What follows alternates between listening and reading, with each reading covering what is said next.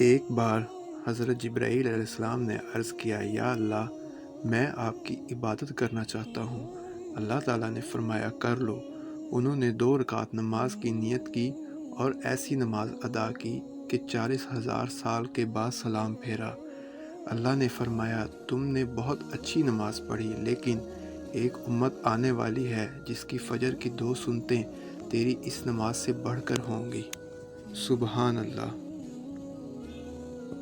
ایک ولی سے ابلیس نے کہا، تجھے اللہ پر بہت یقین ہے تو اونچے پہاڑ پر چڑھ کر چھلانگ لگا دے، دیکھتے ہیں کہ تیرا اللہ تجھے بچاتا ہے کہ نہیں۔ ولی نے جواب دیا، یہ اللہ کا کام ہے کہ مجھے آزمائے، میرا کام نہیں کہ میں اپنے سچے رب کو آزماؤں۔